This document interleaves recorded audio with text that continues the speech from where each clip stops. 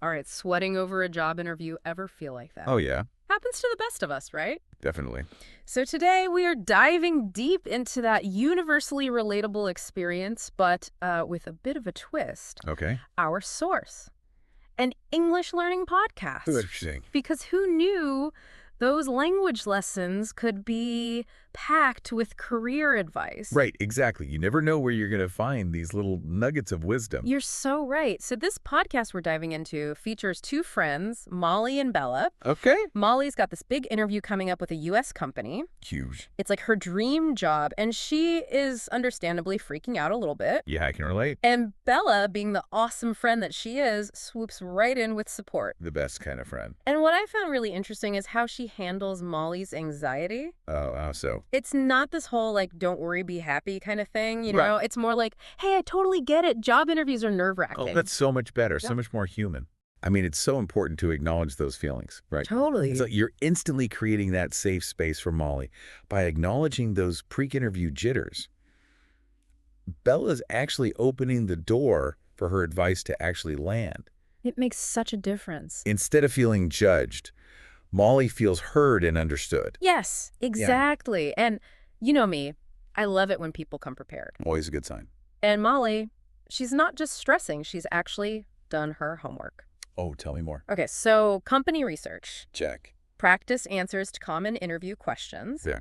resume and cover letter polished to perfection. Check and check. She is ready. That's amazing. I love that for her. Right. But see, this is where all that prep work really pays off. Absolutely. Think about it. Molly's not just walking in blind. She's researched the company so she can speak to their values.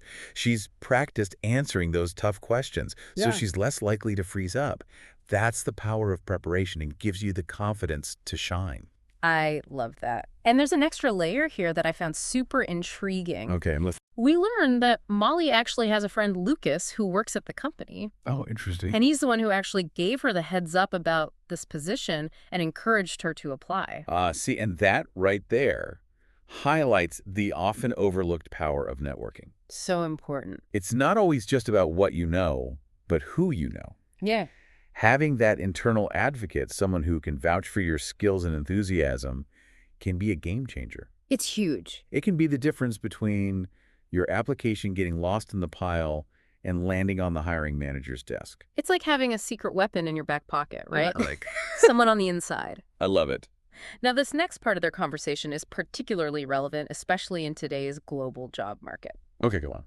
So Molly mentions that working for a U.S. company has always been her dream. Mm. And during the interview, the interviewer asks her about her legal authorization to work in the U.S. and her reasons for wanting to leave her home country.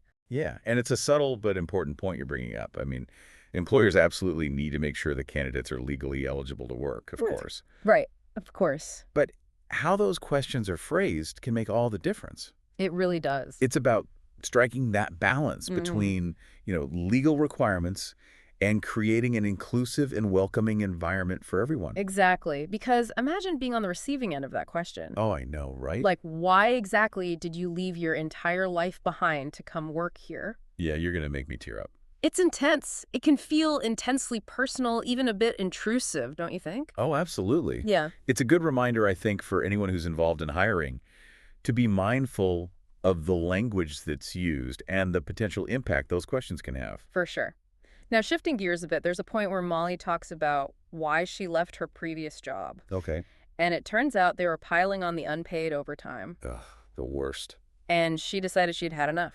Good for her. I love that she addressed this head on. Me too. It would have been easy to just kind of gloss over it, you know? Right. But this seemingly small detail, it speaks volumes about Molly's character. It really does. It tells me she's dedicated and she's willing to go the extra mile, but also that she knows her worth and she's not afraid to advocate for herself. Yes, exactly. Right. Which, let's be honest, is a quality more people could benefit from. 100%. Especially in today's work environment where burnout is a real concern. Tell me about it. Having employees who understand the importance of work-life balance and fair compensation, it's essential. Couldn't agree more. It's about setting those healthy boundaries right from the start. Right. And speaking of first impressions, Oh, yeah. there's this hilarious bit at the beginning of the podcast I wanted to circle back to. Okay, what is it? Bella, being the wonderful friend that she is giving Molly advice on what to wear for her online interview. Oh my gosh, I remember that. I love that. I know. I mean, we might think that because we're not physically in the same room, those visual cues don't matter as much in a virtual setting. Right? Like, it's just a Zoom call. I can totally rock my pajama bottoms. Exactly. But the truth is, first impressions, they still matter. They do. How we present ourselves, even through a screen, speaks volumes about our professionalism and how seriously we take the opportunity. Like Bella's reminding us, even if it's just our top half, we've got to put our best foot forward. Precisely. Now, getting into the actual interview, I was struck by how Molly tackled some of the tougher questions. Oh, yeah. Like what? Well, the interviewer really dug into her experience, Yeah. her skills, even her long-term career goals. It can be intense. It can. And she handled it all with such poise. She did. Like when they asked that classic question, why should we choose you over all the other candidates? Oh, yeah, the dreaded question. She didn't even hesitate. I love that. She just highlighted what makes her uniquely qualified for the role. And it's really smart how she does it. What do you mean? Well, notice how Molly doesn't just list off her skills. Yeah. She connects them directly back to the company's needs, even using phrases from the job description.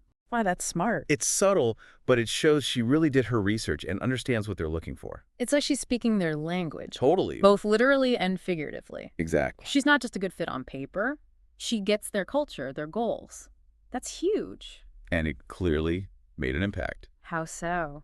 Well, by the end of the podcast, we learned she aced the first round of interviews. That's amazing. I'm so happy for her. I know. Yeah.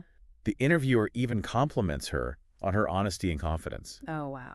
It's almost like they were relieved to have a candidate who was genuine and self-aware, not just spouting off rehearsed answers. Yeah, authenticity is so underrated these days. For real. We feel this pressure to present this picture-perfect version of ourselves, especially in a job interview. Oh, totally. But you know what's truly refreshing for an interviewer? What's that? Genuine enthusiasm. A willingness to be yourself. And yes, even admitting when you don't have all the answers, but you're eager to learn. That's so important. It is. It's like Bella said at the beginning, sometimes just acknowledging that you're nervous can actually make you more relatable, more human. It makes you real. And that resonates especially in those high-pressure situations. 100%. It goes back to that idea of creating a connection, building rapport. Because at the end of the day, people hire people. So true. Yeah. Well, we've certainly done a deep dive into the world of job interviews today. We have. All through the lens of an English learning podcast. Who knew? Who knew those language lessons could be so insightful? It just goes to show valuable lessons are everywhere. You just gotta know where to look. That's the key. And sometimes the most relatable everyday conversations can hold the key to unlocking some pretty amazing insights. Couldn't agree more. Now, before we wrap up, here's a final thought for you to ponder out there. Okay, I'm listening. We've heard Molly's side of the interview, right? But what about the interviewer's perspective? That's a good point. What do you think they're really looking for in a candidate for this very specific role? And how might Molly's unique background and experiences actually make her the perfect fit? I like it. Food for thought. Thanks for diving deep with us today. Until next time, keep exploring, keep questioning, and most importantly, keep those conversations going.